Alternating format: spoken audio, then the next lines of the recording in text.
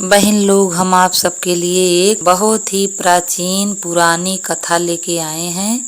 जितिया माता की कथा। यह उस समय की है जिस समय महाभारत काल का युद्ध हो रहा था। एक ही परिवार के दोनों वीर आपस में लड़ लड़ के एक दूसरे के भाई का शत्रु होके एक दूसरे को मार रहे थे। उसमें अनेक योद्धा थे, गुरु थे, भीष्म थे, पितामह थे, द्रोण थे, पांडव के पांचों पुत्र थे, पांडव पांचों भाई थे, कौरव के 100 पुत्र थे। कौरव के 100 पुत्र नष्ट हो गए, पांडव ने मार डाला।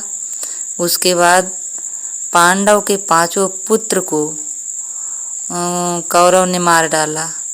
उसके बाद उत्तरा के गर्भ में अभिमन्यु को भी मार डाला। उत्तरा के गर्भ में राजा परीक्षित थे उस समय, उनके गर्भ को भी ब्रह्मास्त्र छोड़कर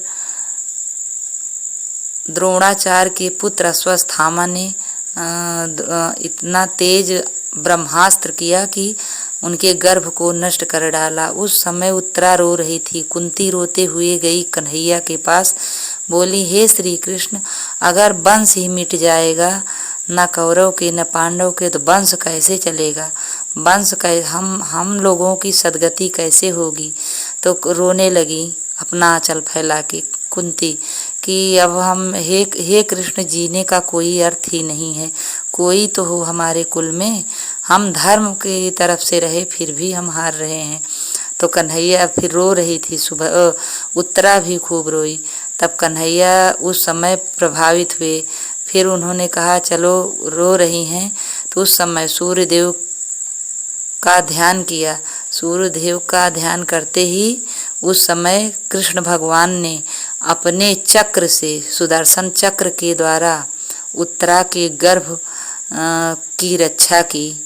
उत्तरा के गर्भ में इतनी पीड़ा हो रही थी कि गर्भ का बचना मुश्किल था, लेकिन उत्तरा के गर्भ को बचाया।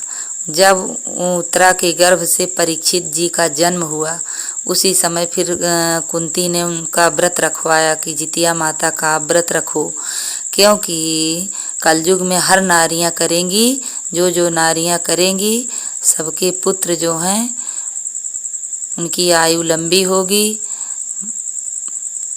चिरंजीव होंगे। उसी दिन से, उसी काल से यह व्रत किया जा रहा है, सब कर रहे हैं। बोलो जितिया माता की जय, सबकी मनोकामना पूर्ण करें। जैसे उत्तरा की गोद भरी जितिया माता, वैसे ही भगवान करें सबकी गोदी भरे।